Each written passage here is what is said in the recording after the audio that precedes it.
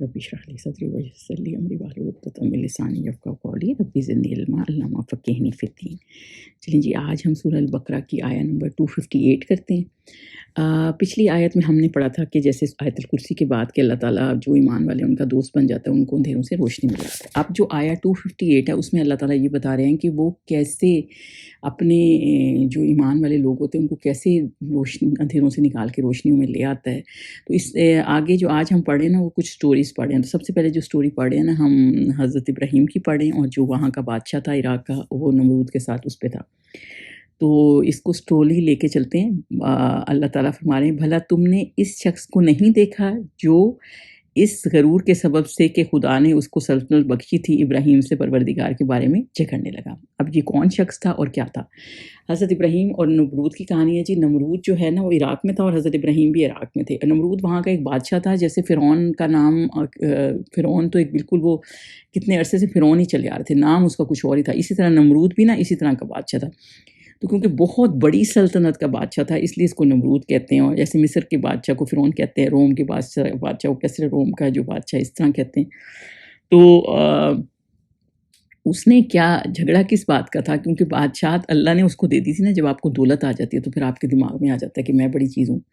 تو وہ 400 سال تک اس کی حکومت رہی تھی، اور بہت زیادہ حکومت تھی، کیونکہ یہ ملتا ہے کہ ہمیں کہ 2 مومن اور 2 کافر، جن کو اللہ تعالیٰ نے بہت زیادہ بڑی سلطنت دی تھی۔ 2 مومنوں میں ایک حضرت سلیمان ہے اور دوسرے حضرت ذوالقرنین ہیں، جن کا سورہ الکہف میں ذکر ہے، اور 2 کافروں میں ایک نمرود ہے اور ایک بخت نصر ہے، جن کی بہت پھیلی ہوئی حکومت تھی۔ فرعون کا نام نہیں ہے اس میں، مطلب اس کی بڑی حکومت تھی، اتنی بڑی نہیں تھی جتنی اس کے پاس تھی۔ اچھا، اس کا کیا معاملہ تھا کہ یہ خود کو خدا کہتا تھا اور لوگوں کو اپنی عبادت کراتا تھا۔ اچھا، ایک دفعہ کیا ہوا کہ حضرت ابراہیم اس کے پاس چلے گئے، کیونکہ بہت قحط پڑا ہوا تھا، اور وہ غلہ لینے گئے، گندم وغیرہ لینے گئے، اور کیونکہ انہیں، اور ادھر یہ بھی کھڑا ہوا تھا، تو ان کی اس سے بات ہوئی۔ تو اس نے پھر پوچھا، جو یہاں نہیں تھوڑا سا لکھا ہوا، لیکن کیونکہ ہمیں کچھ سٹوریز تفاسیر سے ایسے ملتا ہے کہ اس نے پوچھا تمہارا رب کون ہے؟ تو یہ جو ہے نا کہ سبب سے اللہ نے اس کی سلطنت بخشی، وہ ابراہیم سے پروردگار کے بارے میں جھگڑنے لگا۔ تو اس نے پوچھا کہ کون ہے؟ تو حضرت ابراہیم نے کیا کہا؟ حضرت ابراہیم نے کہا میرا رب وہ ہے، ابراہیم ربی الذی یحیی و یمیت، جو زندگی دیتا ہے اور موت دیتا ہے۔ دیکھیں، زندگی اور موت پہ تو کسی کا کنٹرول نہیں ہے نا، وہ صرف اللہ کا ہی کنٹرول ہے۔ کسی کو پتہ نہیں کب مر جائے گا، کسی کو پتہ نہیں کہ کب وہ کتنا زندہ رہے گا۔ تو انہوں نے ایک ایسی بات کی جو انسان کے بس میں نہیں ہے۔ تو میرا رب وہ ہے جو یہ کرتا ہے۔ تو نمرود نے کہا اس میں کیا ہے؟ اس نے 2 بندے قید خانے میں رکھے ہوئے تھے، ایک کو سزائے موت ہوئی ہوئی تھی اور ایک کو چھٹ جانا تھا۔ تو اس نے جس کو سزائے موت ہوئی ہوئی تھی اس کو چھوڑ دیا، یعنی زندگی دے رہا ہوں میں اس کو، حالانکہ مرنا تھا اس نے۔ اور جس کو زندگی کا تھا کہ اس نے چھٹنا ہے تو اس کو موت دے دی، یعنی کہ یہ تو میں بھی دیتا ہوں۔ مطلب یہ کوئی لاجک نہیں بن رہی تھی نا، تو مطلب اس نے اس طرح کر کے قیدیوں کے ساتھ کر دیا۔ تو پھر اس نے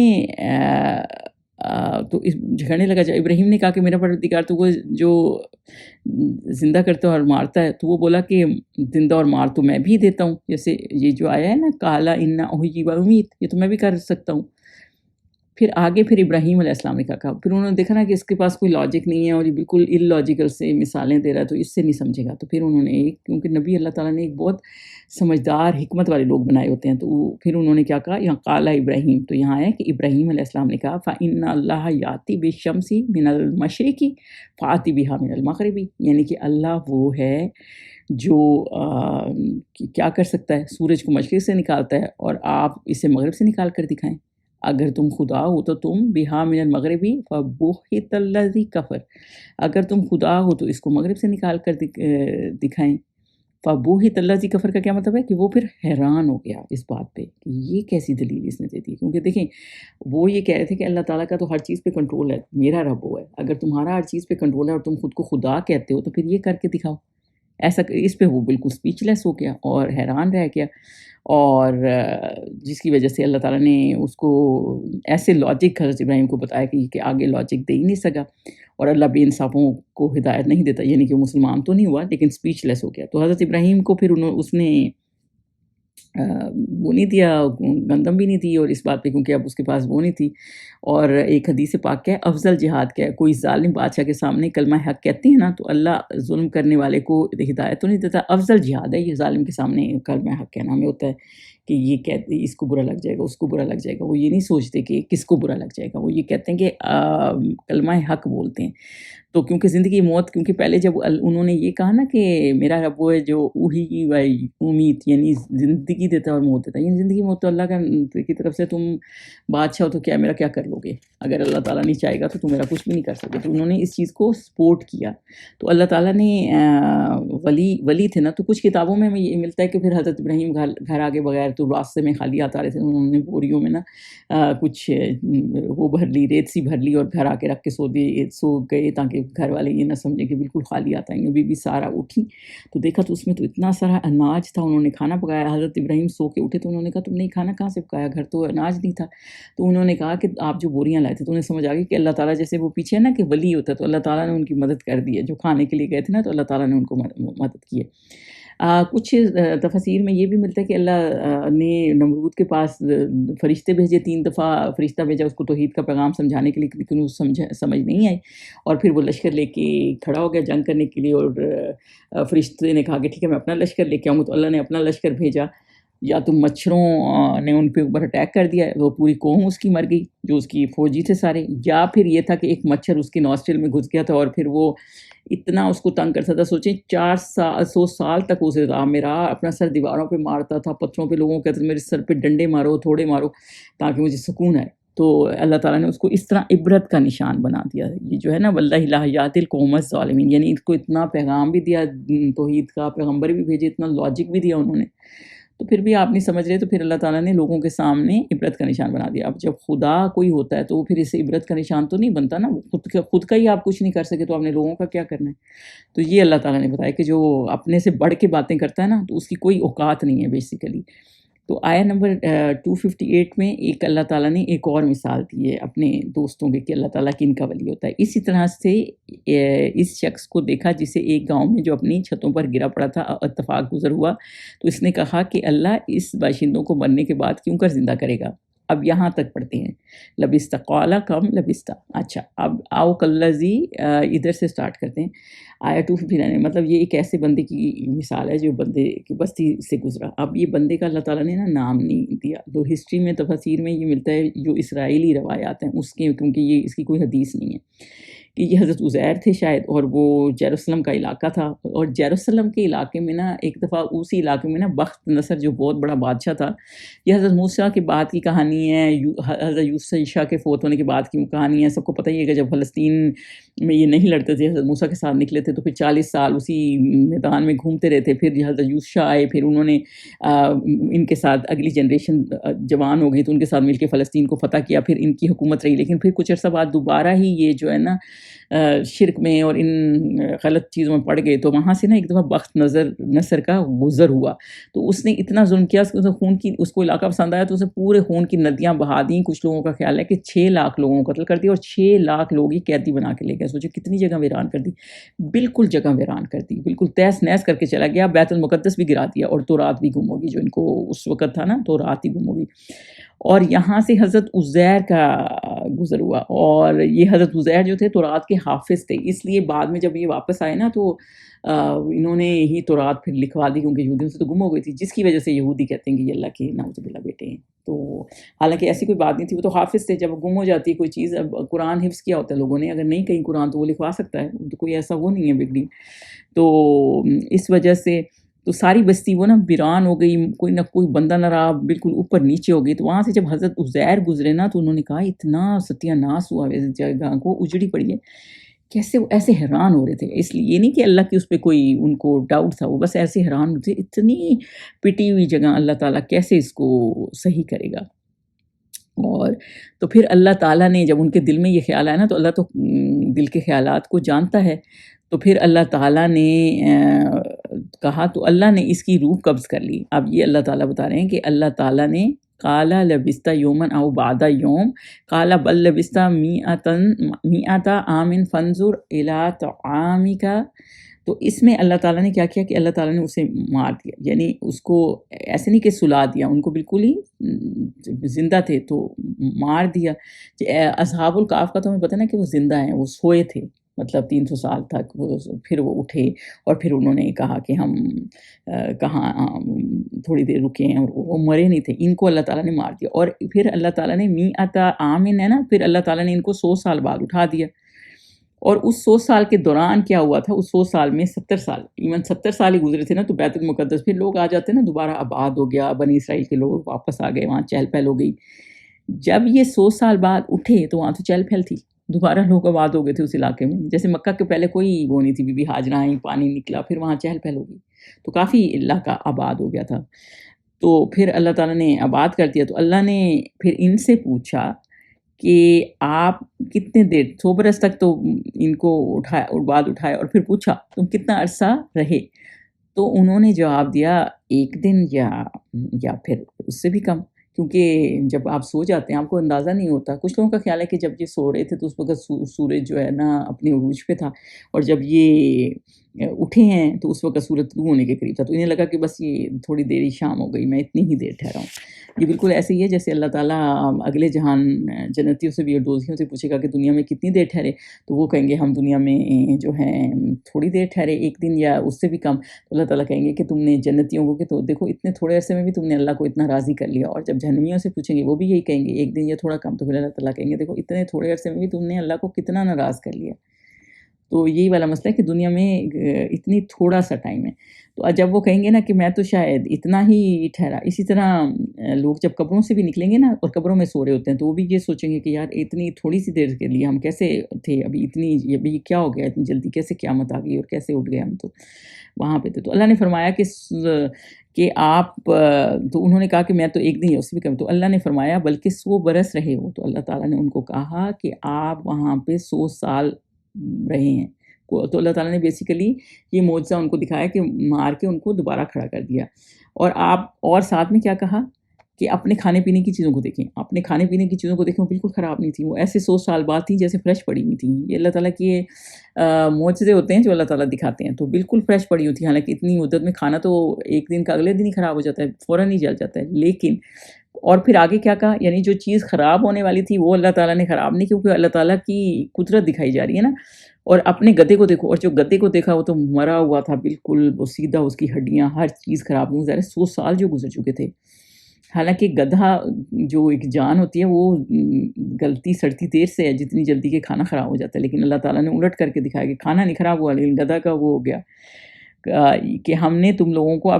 کے لیے اپنی قدرت کی نشانی بنائی۔ اس کو اللہ تعالیٰ نے قدرت کی نشانی اس طرح بنائی۔ اب انہیں تھا نا، وہ یہ سوچ رہے تھے کہ اللہ تعالیٰ کیسے اس کو زندہ کرے گا، بات یہاں سے سٹارٹ ہوئی گی نا، کیسے زندگی دے گا۔ بالکل ایسے ہی جیسے حضور صلی اللہ علیہ وسلم جب معراج پہ گئے تھے نا، کتنا ٹائم انہوں نے گزارا، کتنے آسمانوں پہ گئے، کتنی دیر گئے، مسجد اقصیٰ بھی گئے، کتنی دیر گئے، لیکن پھر جب واپس آئے تو بالکل کنڈی ویسی کی ویسی ہل رہی تھی، بستر ویسے کا ویسا گرم تھا، تو اللہ تعالیٰ نے نا ٹائم روک دیا تھا۔ اور آج سائنس نے بھی یہ پروو کیا ہے کہ جس نے یہ کائنات بنائی ہے نا، مطلب جس نے بھی اس کو آرگنائز کیا ہے، تو وہ ٹائم کے بیونڈ ہے، مطلب ٹائم کا محتاج نہیں ہے۔ تو یہ ٹائم صرف اللہ تعالیٰ نے انسانوں کے لیے رکھا ہے، کیونکہ اسی طرح آپ کی ایج گزرتی رہتی ہے اور پھر ٹائم گزر جاتا ہے اور لوگ مر جاتے ہیں اور اپنے لائف کا ایک ٹائم گزارتے ہیں۔ تو یہ انسانوں کا وہ ہے جس کی ہمیں پتہ نہیں ہے، اللہ تعالیٰ کا ٹائم کا کوئی وہ نہیں ہے۔ اصحاب الکہف بھی جب غار میں گئے تھے تو ان کے لیے بھی اللہ تعالیٰ نے وقت روک دیا تھا نا، تو انہیں بھی پتہ نہیں تھا کہ 300 سال میں وہ تو آرام سے سو رہے تھے۔ اور جتنی دیر میں کچھ تفاسیر میں کتابوں میں ملتا ہے کہ جب حضرت عزیر واپس گئے تو ان کے پوتے پڑپوتے، مطلب 100 سال میں 2-3 جنریشنز جوان ہو گئی تھیں، اور یہ ویسے کے ویسے تھے جیسے جس عمر میں بھی ہوں گے، سپوز 30 سال کے تو 30 سال کے ہی اٹھے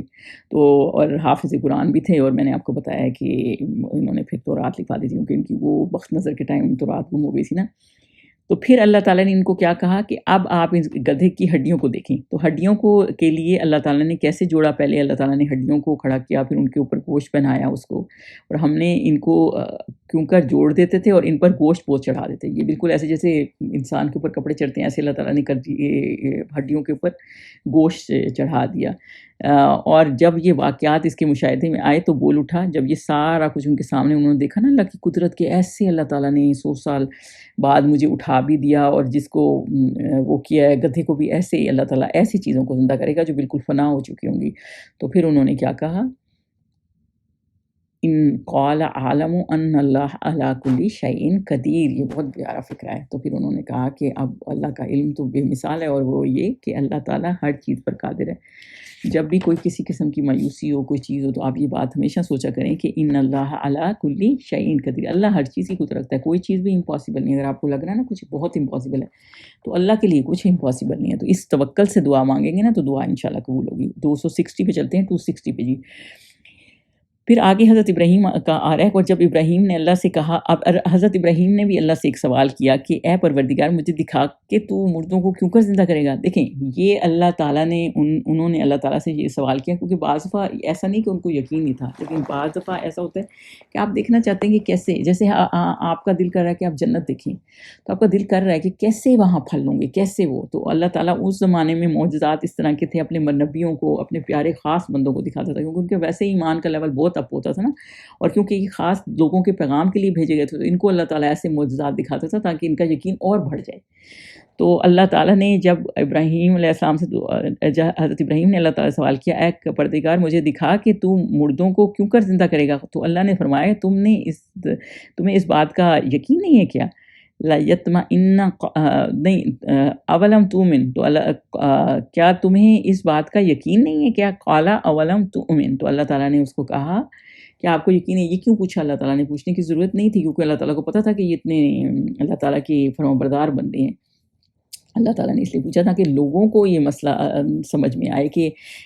ایسا مسئلہ نہیں تھا کہ ان کا کوئی ڈاؤٹ تھا اس لیے وہ دیکھنا چاہ رہے تھے۔ یہ اللہ تعالیٰ نے لوگوں کے لیے کہا ہے کہ اللہ کے نیک بندے کیسے تھے، تو انہوں نے کہا کہ نہیں، بلکہ میں یطمئن قلبی، یعنی میں اپنے دل کے سکون کے لیے، مطلب بس انہیں کیوریاسٹی تھی، جیسے کیوریاسٹی ہوتی ہے، ہمیں پتہ ہوتا ہے یہ کام وہ کر سکتا ہے، لیکن ہمیں کیوریاسٹی ہوتی ہے بھی کیسے کرتا ہے۔ تو یہ والا مسئلہ ہے نا، اب آپ کو ہو کہ جنت کیسی ہے، یا اللہ تعالیٰ کیسے یہ بیج میں سے درخت کس طرح نکل آتے ہیں اندر سے، زمین کے اندر سے، اور کس طرح یہ ہوتا ہے، تو یہ کیوریاسٹی ہوتی ہے نا، جس کی وجہ سے اتنے لوگ ریسرچز بھی کرتے ہیں۔ تو انہیں بس یہ کیوریاسٹی تھی کہ اللہ تعالیٰ اس کو کیسے یہ کرتا ہے۔ تو کچھ لوگ ایسے ہوتے ہیں جیسے علم غیب پہ یقین ہمیں تو ہے، لیکن جیسے حضرت علی تھے، وہ کہتے تھے علم غیب پہ پردہ اٹھ بھی جائے تو میرے یقین اور اطمینان میں کوئی فرق نہیں پڑے گا۔ لیکن یہ مسئلہ نہیں کہ حضرت ابراہیم کا لیول کم تھا، حضرت ابراہیم کا لیول بہت اوپر ہے، لیکن حضرت ابراہیم کو بس کیوریاسٹی تھی، تو وہ دیکھنا چاہ رہے تھے کہ اللہ تعالیٰ کس طرح یہ کمال کرتا ہے۔ تو اللہ نے کہا کہ ٹھیک ہے، انہوں نے کہا کیوں نہیں، لیکن میں دیکھنا اس لیے چاہتا ہوں کہ میرے دل کا اطمینان کامل ہے۔ اللہ نے فرمایا کہ 4 جانور پکڑو، 4 پرندے پکڑو، الطیر ہے نا، تو 4 پرندے پکڑو اور اپنے پاس منگا لو، اور ٹکڑے ٹکڑے کرا دو، پھر ان کا ایک ٹکڑا ہے ایک پہاڑ پر رکھ دو۔ تو اللہ تعالیٰ نے یہ کہا ہے کہ آپ پہلے تو یہ کہ 4 پرندے لیں، اور پھر ان پرندوں کو جو ہے اپنے ساتھ اپنے پاس بلا لو، یعنی اپنے پاس سے مانوس کر لو۔ جیسے جانور ہوتے ہیں نا، آپ نے دیکھا ہوگا کوئی بھی پیٹ اپ رکھتے ہیں تو آپ سے ہل جاتے ہیں، پھر آپ ذرا سا اشارہ بھی کرتے ہیں تو آ جاتے ہیں، ذرا بولتے ہیں ایک خاص آواز سے، تمہیں پتہ ہوتا ہے ہمیں بلا رہے ہیں۔ تو یہ ان کو اپنے ساتھ مانوس کر لو، اور یہ کیوں کہا کہ مانوس کر لو؟ تاکہ جب اللہ تعالیٰ ان کو پرندے زندہ کر کے دے تو یہ ان کو پتہ ہو کہ وہی پرندے ہیں، انہوں نے ان کو بلایا اور آئے ہیں۔ ہر پرندہ تو ان کے کہنے پہ نہیں آتا ہوگا نا، کیونکہ جو مانوس ہوتا ہے جانور وہی آپ کے کہنے پہ آتا ہے۔ تو اللہ تعالیٰ نے کہا کہ آپ اس کو اس طرح کر لیں، اور پھر ان کو ذبح کر دیں، اور جب ان کو ذبح کر دیں تو ان کے ٹکڑے مکس کر کے نا، سارے جانور ٹکڑے مکس کر، کوئی لوگ کہہ رہے ہیں کتابوں میں، لیکن اس کی کہیں تفصیل نہیں آئی کہ ڈفرینٹ پرندے تھے، مور تھے، کوے تھے، یہ تھا کبوتر تھے، یہ مطلب ڈفرینٹ قسم کے پرندے تھے، بہرحال جو بھی تھے پرندے تھے۔ تو یہاں کیونکہ پرندہ ہی آیا ہے تو ٹکڑے ٹکڑے مکس کر دیے، اور پھر آپ نے اگر ایک ہی قسم کی چڑیاں بھی ہوں تو بھی آپ سوچیں کہ ہر کسی کا سائز ڈفرینٹ ہوتا ہے، تو ایک ہڈی دوسرے میں فکس نہیں ہوتی، تو انہوں نے خیر مکس کر کے ان کو 4 پہاڑوں پر ڈفرینٹ ان کے ٹکڑوں کے حصے رکھ دیے۔ جو اللہ تعالیٰ نے کہا کہ 4 جانور پکڑو اور اس کو اپنے پاس منگا لو، یعنی اپنے پاس سے مانوس کر لو، پھر آپ ان کا ایک ایک ٹکڑا ایک پہاڑ پر رکھو، اور پھر ان کو بلاؤ، اور پھر آپ ان کو بلائیں۔ پھر انہوں نے ان کو بلایا، اور تو وہ تمہارے پاس دوڑے چلے آئیں گے۔ تو اللہ تعالیٰ نے یہ کہا، پھر ہوا یہ کہ انہوں نے ان کو بلایا تو وہ سارے ویسے ہی ڈفرینٹ پہاڑوں پہ، سوچیں ایک کی بازو ایک پہاڑ پہ ہوگی، ایک کی دوسری پہاڑ پہ ہوگی، تو وہ ڈفرینٹ پہاڑ جگہوں سے وہ اٹھے ٹکڑے، وہ آ کے آپس میں ملے۔ انہوں نے کچھ کتابوں میں انہوں نے ان کے سر پکڑے ہوئے تھے، تو پھر جو پرندے اکٹھے ہو کے ان کے پاس آئے، اور جس کو یہ سمجھے ایک کبوتر اور مور دونوں کا سر ان کے ہاتھ میں تھا، جس کو یہ کبوتر کو مور کا سر دیتے تھے نا وہ نہیں لیتا تھا، جو کبوتر کا اپنا سر تھا نا وہ وہی لیتا تھا، اور وہ اکٹھے ہو کے ان کے پاس آ گئے، اور دیکھیں یہ اللہ تعالیٰ نے کتنا زیادہ ان کو دکھایا کہ مردہ کا زندہ ہونا دکھایا، مطلب ایک اور یہ بتایا کہ جیسے ایک دن قیامت آئے گی اور کیسے انسان بکھرے پڑے ہیں، کئی لوگ تو جہاز سے گرتے ہیں یا اس طرح ان کی ذرا بھی نہیں مل رہے ہوتے، لیکن کیسے اللہ تعالیٰ ان کو اکٹھا کرے گا اور وہ کیسے ہر انسان اکٹھا ہو جائے گا۔ تو آج ہم نہیں سنتے، لیکن جب مرنے کے بعد اللہ تعالیٰ بلائے گا نا، سارے ایسے بھاگے چلے آئیں گے اللہ کے پاس، اور پھر اللہ تعالیٰ نے کیا کہا، اور جان رکھو کہ اللہ عزیز ہے، حکیم ہے، یعنی اللہ حکمت والا ہے اور غالب آنے والا ہے۔ مطلب جو بھی معجزے اللہ تعالیٰ دکھاتا ہے وہ اللہ تعالیٰ اس لیے آپ کو دکھا رہا ہوتا ہے کہ تاکہ آپ کو سمجھ آ جائے کہ کس طرح اللہ تعالیٰ کے لیے کوئی مسئلہ نہیں ہے، یہ کوئی معمولی بات ہے۔ سوچیں جب یہ حضرت ابراہیم نے دیکھا ہوگا تو وہ کتنے حیران ہوئے ہوں گے کہ کیسے اللہ تعالیٰ کا کمال ہے، تو کتنا ان کا ایمان پختہ ہو گیا ہوگا اور زیادہ، اور ویسے ہی وہ اللہ تعالیٰ پہ یقین رکھتے تھے اور آؤٹ آف کیوریاسٹی پوچھ رہے تھے۔ 261 پہ چلیں جی۔ اب 261 سے 283 تک ہم نے آیات جو ہیں مال خرچ کرنے کے بارے میں پڑھنی ہے، اور پہلے حصے میں اللہ تعالیٰ نے یہ بتایا کہ کیسے ہم نے مال کو خرچ کرنا ہے، اور دوسرے میں کہ سود کے بارے میں ہے، ٹھیک ہے، اور صدقہ خیرات کی فضیلت بھی اس میں ہے۔ تو چلیں پہلے 261 پہ چلتے ہیں۔ جو لوگ اپنا مال اللہ کی راہ میں خرچ کرتے ہیں ان کی مثال اس دانے کی سی ہے۔ اب دیکھیں اللہ تعالیٰ نے یہ کہا جو اللہ کی راہ میں خرچ کرتے ہیں۔ دیکھیں زکوٰۃ تو ایک فرض ہے، یہ وہ ہے کہ اس کے علاوہ جو آپ دیتے ہیں، یا دین کی دعوت کے لیے یا اشاعت کے لیے یا جو دعوے کی چیزیں ہوتی ہیں، یا کوئی بھی دین کے لیے کام خرچ ہو رہا تو یہ غریبوں کی مدد کے لیے علاوہ اس کے جو صدقہ علیحدہ دے رہے ہوتے ہیں، تو اس کی مثال اللہ تعالیٰ نے کیسے دی ہے، جیسے ایک دانے کی سی ہے، یہ ہے نا کماثلی حبۃ امبتت سبع سنابلا، تو بیسیکلی اللہ تعالیٰ نے اس کی مثال ایسے دی ہے ایک دانے کی، جیسے ایک سمجھے بیج ہے، ٹھیک ہے، ایک آپ نے لیا اور ایک آپ نے اس سے پودا اگا جس سے سبع سنابل، جیسے ایک بیج آپ نے ڈالا زمین کے اندر، اس سے پودا اگا اور اس سے 7 کارن اگے، اور آگے کیا ہے، فی کلی سنبلۃ مئۃ حبہ، تو ہر اس کے جو کارن ہے نا ایک ایک اوپر 100 دانے ہیں، ٹھیک ہے۔ آپ جب آپ کارن کی مثال لے لیں نا کہ اس کے اوپر ایک کے اوپر 100 دانے ہیں، سمجھ لیں ایک بیج ڈالا ہے اس سے 7 کارن نکلے ہیں اور ہر کارن میں 100 دانے ہیں، اور اللہ تعالیٰ ٹوٹل کتنے ہوئے، یعنی آپ نے ایک نیکی کی اور اس سے 7 کارن اگے، یعنی اتنا فائدہ ہوا، اور ایک کارن کے اندر 100 دانے تھے تو ٹوٹل 700 دانے تھے، تو اللہ تعالیٰ نے ایک بیج سے آپ کو اتنا فائدہ دیا، یعنی صرف 700 نہیں دے گا، پھر آگے مطلب ایک نیکی کا ہر ایک بال میں 100 دانے ہیں، اور اللہ جس کو چاہتا ہے زیادہ کر دیتا ہے، اور کسی کو 700 میں سے زیادہ کر اضافہ کر دے گا، مطلب آپ کی ہر نیکی کا صدقے بھی فضیلت ایک دو گے تو 700 ملے گا، بیسیکلی اس کا یوں سمجھ لیں، ایک آپ نے اللہ کی راہ میں ڈالر خرچ کیا ہے تو آپ کو $700 کا اجر ملے گا، اور ہو سکتا ہے اس سے بھی زیادہ مل جائے، اور زیادہ کرتا ہے وہ بڑا واسع العلیم ہے، یعنی اللہ تعالیٰ بہت وسعت والا، جتنا مرضی دے دے۔ اور لیکن دیکھیں جب آپ صدقہ کر رہے ہوتے ہیں نا، جو اللہ کی راہ میں دے رہے ہوتے ہیں، تو پھر ایسا آپ اللہ تعالیٰ نے یہ بیج کی مثال کیوں دی ہے، وہ اس لیے دی ہے کہ دیکھیں بیج خراب ہوگا تو درخت اگے گا ہی نہیں، مطلب آپ کی نیکی کا آپ کو صلہ ملے گا ہی نہیں، کیونکہ اگر بیج کیوں خراب ہوگا، یا تو بیج خراب ہوگا، مال حرام کا ہے، ٹھیک ہے، نیت آپ کی ٹھیک نہیں ہے، ٹھیک ہے، دوسری بات یہ ہے کہ آپ نے دھیان سے نہیں دیا، ڈیزرونگ نہیں ہے، ایسے ہی بس پھینک دے گا، ہم نے تو بانٹ رہا تھا تو کسی کو بھی دے دیا ہے، تو اور دوسرا یہ کہ ڈالا ہے، دیا ہے اور چھپایا نہیں، شور مچا کے دے رہے ہیں، ریاکاری ہے اس میں لوگوں کو بتانے کے لیے، تو یہ چیزیں جب آپ صدقہ مال دے رہے ہوتے ہیں نا تو ان چیزوں کا خیال کرنا چاہیے۔ جب کوئی کسان بھی بیج ڈالتا ہے تو ہر طرح سے دیکھتا ہے کہ زمین ٹھیک ہے، اندر جائے گا تو اگے پراپر، اس کا فائدہ ہو۔ اگر آپ ان چیزوں کو، اس میں نیت صحیح نہیں ہوگی، مال حرام کا ہوگا، یہ والی چیزیں ہوں گی، تو پھر تو کچھ فائدہ نہیں ہوگا نا۔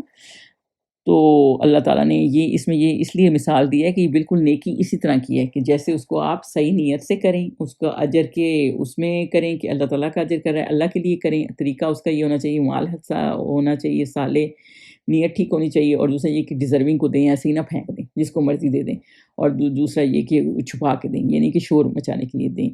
اور حدیث پاک بھی ہے کہ ایک نیکی کو کیا 10 کے برابر اللہ تعالیٰ اجر دے گا، اور وہ ہمیشہ بڑھتی رہے گی اور 700 تک جائے گی، یعنی کافی جائے گی۔ اب یہ اللہ کی مرضی ہو سے 700 سے اوپر جائے، تو یہ اللہ تعالیٰ اس میں یہ مثال دے رہے ہیں کہ آپ جب اللہ کی راہ میں خرچ کرتے ہیں تو اس کی مثال ایسی ہے جیسے ایک دانہ آپ نے خرچ کیا جس سے 7 بالیں ہوگی، اور ہر ایک بال میں 100 دانے، یعنی 7 کارن اگے جن کے ہر ایک کے اوپر 700، یعنی ایک نیکی کے بدلے 700 کا آپ کو اجر،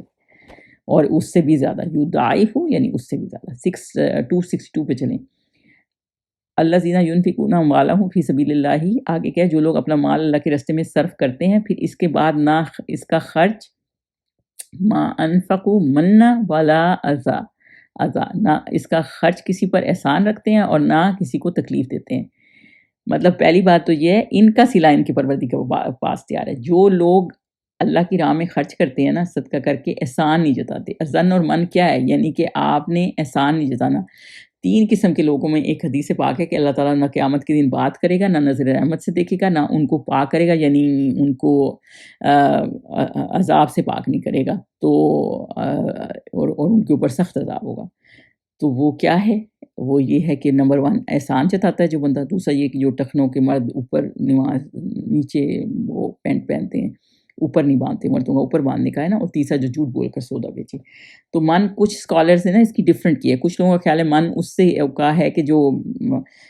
جب کسی کو کچھ دے تو پھر اس کا تذکرہ ہی کرتا رہے، احسان ہی جتاتا رہے۔ ظن وہ ہے کہ دوسروں سے اظہار کرنا، لوگوں میں بدنام بھی کر رہا ہے ساتھ کہ اس کی ہم نے تو وہ کتنی منع کیا ہے۔ یا پھر کچھ اسکالرز کا ہے کہ اس کے کسی کا من مطلب اس طرح ہے کہ جب کسی کو دیا اور پھر اسے فیور مانگے کہ اب یہ میرے لیے کام کرے، میں نے تو اس کو اتنی مدد کی ہے۔ ظن یہ ہے کہ لوگوں کو تانے مارے فقیری کے کہ جیسے کسی رشتہ دار یتیم کی مدد کی اور پھر کبھی اس نے کوئی آگے سے سوال کر دیا تو کہا میں نے تو تمہیں اتنا کیا، اتنا پالا، اور تم میرے سے ایسے بات کرتے ہو۔ یا پھر من ایسے کہ اپنی بڑائی ظاہر کرے، مطلب اس کے سامنے چاہے کہ وہ میری تعریف کرے، ہمیشہ غرور میں رہے۔ ظن یہ ہے کہ کوئی سوالی کوئی مانگے اور پھر اس کو تکلیف دے، یعنی ظن جیسے تکلیف دینا ہے نا، تکلیف دے یعنی اس کو جھڑکے کہ ہر وقت ہی آ جاتے ہیں مانگنے۔ یا پھر یہ ہے کہ دل میں احسان سمجھے کہ میں نے دیا اس کو، دیکھو میں کتنا اچھا ہوں۔ تو بیسیکلی کیا معاملہ ہوتا ہے کہ شیطان جو ہے نا، جب آپ نیکی کرتے ہیں نا تو وہ پیچھے پڑ جاتا ہے، وہ آپ کہتا ہے کہ آپ نے نیکی کیا نا تو اب اس کا کسی طرح اجر ضائع کر دوں، مطلب کیونکہ اس سے تو جنت سے دور رکھنا ہے نا مسلمانوں کو، لوگوں کو، تو زیادہ سے زیادہ لوگ دوزخ میں جائیں، اس کا یہ ایم ہے، تو اس وجہ سے وہ اس طرح کرتا ہے۔ تو بیسیکلی امام شامی ایک اسکالر ہیں، تو وہ کہتے ہیں جو آدمی ثواب کا اس سے زیادہ محتاج ہے، نہ سمجھے خود کو ثواب کا اس سے زیادہ محتاج نہ سمجھے جتنا کہ وہ فقیر صدقے والا ہے، مطلب جو مانگنے والا ہے نا اس سے زیادہ خود کو محتاج سمجھے۔ تو اگر جو نہیں سمجھتا نا تو وہ سمجھے اس نے اپنا اجر ضائع کر دیا، کیونکہ یہ آپ کا ہی فائدہ ہو رہا ہے نا، کوئی آپ سے لے رہا ہے، یہ تو ہمارا ہی فائدہ ہے، اگر کوئی لے گا ہی نہیں اور تو پھر اگلے جہان ہمیں اجر کیسے ملے گا؟ اللہ تعالیٰ نے دیا تو ہوا ہے، تو پھر وہ آپ سے، اللہ تعالیٰ نے کسی کو کی مدد کرنے کے لیے آپ کو بھیجا ہے۔ بی بی عائشہ تھی نا، تو جب بھی کسی کو کچھ بھجواتی تھی باہر ہیلپ کرنے کے لیے تو پھر پوچھتی تھی کہ اس نے کیا کہا، اگر اس نے کوئی دعا دی نا تو وہی دعا اس کو واپس دیتی تھی کہ یہ دعا کا بھی احسان نہ رکھوں، مطلب یہ بھی نہ ہو۔ تو مطلب اس طرح سے ہے، تو آپ کسی چیز کا ریٹرن نہ رکھیں، اگر کوئی خود سے دعا دیتا تو دے دے، آپ کسی چیز کا ریٹرن نہ رکھیں۔ تو یہ صدقہ جو ہے نا وہ اگلے جہان جو ہے نا لوگوں کا قیامت کے دن سائبان بن جائے گا، تو اس لیے اللہ تعالیٰ نا نیت دیتا ہے، تو دے کے نا بالکل اس کو بھول جانا ہے جیسے کبھی ہم نے کسی کے لیے کچھ کیا ہی نہیں، اور کچھ خوف جو اس طرح کریں گے نا، نہ احسان جتائیں گے، نہ کسی کو تکلیف دیں گے، اور بالکل اللہ تعالیٰ کے لیے کریں گے، تو قیامت کے روز نہ ان کو کچھ خوف ہوگا اور نہ وہ غمگین ہوں گے۔ تو قیامت کے دن اللہ تعالیٰ جیسے صدقہ ہے نا سایہ کرے گا، تو اللہ تعالیٰ ان کو اتنا اجر دے گا کہ ان کو نہ خوف ہوگا نہ وہ غمگین ہوں گے۔ آگے جس خیرات دینے کے بعد لینے والے کو ایذا دی جائے، اس سے تو نرم بات کہہ دینی اور اس کی بے ادبی سے درگزر کرنا بہتر ہے۔ مطلب اگر آپ کو یہ ہے نا کہ آپ نے اس کو تانے ہی مارنے ہیں تو بہتر ہے کہ آپ اس سے اچھی بات کر لیں، یعنی کہ اس کو ایکسکیوز کر لیں۔ ایک بندہ آ جاتا ہے نا اور آپ کو دینا نہیں ہے اس کو، آپ سمجھتے ہیں کہ بار بار مانگ رہا ہے اور یہ ڈیزرونگ نہیں ہے کچھ بھی، تو پھر آپ اس کو اچھے معروف بات، قول معروف ہے نا، تو معروف بات سے ایکسکیوز کر دیں، وہ اس سے بہتر ہے بنسبت یہ کہ آپ صدقہ دیں اور پھر اس کو تانے ماریں۔ وہ یہ بہتر ہے کہ اچھی بات کر کے معذرت کر لیں کہ ہم ابھی نہیں کر سکتے یا جو بھی۔ تو اللہ کیونکہ بے نیاز اور بردبار ہے نا، تو اللہ تعالیٰ بتا رہے ہیں کہ بہتر طریقہ پھر یہ ہے اگر آپ نے نہیں دینا، اور اللہ بے پرواہ اور بردبار ہے، یعنی اللہ غنی ہے، اللہ ہی دینے والا ہے، ہر کسی کو کھلانے والا ہے، آپ نے تھوڑی کھلانا ہے، آپ نہیں دیں گے تو کہیں اور سے اللہ اس کا حساب کر دے گا، اور حلیم ہے، یعنی اگر آپ کی غلطی بھی ہو نا تو اللہ تعالیٰ پکڑتا نہیں ہے، یہ یاد رکھیں۔ تو اللہ کا ہاتھ بھرا ہوا ہے، اللہ تعالیٰ ہی خرچ کرتا ہے، جو بانٹ رہے ہو نا وہ اگر آپ یہ سوچ کے دیں گے نا کہ آپ اللہ کو دے رہے ہیں، یہ اللہ تعالیٰ کے ساتھ آپ سودا کر رہے ہیں، تو پھر آپ دیکھیں کیسے آپ ہمبل طریقے سے دیں گے۔ تو ایک حدیث ہی پاک یہ ہے کہ خرچ کرو، میں خرچ کروں گا تم پر، یعنی اللہ تعالیٰ کی طرف سے، اللہ تعالیٰ حدیث قدسی سمجھ لیں اس کو، اس طرح کیا ہے کہ جیسے خرچ کرو اور اللہ آپ پہ خرچ کرے گا۔ تو کیونکہ اگلی جان پھر اللہ تعالیٰ بھیجے گا، پوچھے گا کہ میں بھوکھا تھا، تم نے مجھے کھانا مانگا، تم نے کھانا نہ کھلایا، وہ بندہ کہے گا یا اللہ تو اس چیز سے پاک ہے۔ اللہ تعالیٰ نے کہا کہ فلاں میرا بندہ آیا تھا اور تم نے اس کو کھانا نہیں کھلایا گا۔ اس طرح نا بہت لمبی حدیث ہے، حدیث قدسی ہے یہ۔ تو بیسیکلی یہ ہے کہ آپ یہ سوچیں کہ آپ کسی کی ہیلپ کر رہے ہیں نا تو اللہ کی طرف کر رہے ہیں، اللہ کے لیے کر رہے ہیں، تو پھر آپ نہ کسی کو من دیں گے، نہ ایذا دیں گے، یا نہ کسی کو تانے ماریں گے، نہ دل میں اپنے آپ کو بڑا سمجھیں گے، نہ کسی کو آپ ایذا دیں گے، یعنی نہ کسی کو آپ تکلیف دیں گے۔ یہ جی آج کا لیسن ہے، انشاءاللہ پھر ہم آگے کریں گے۔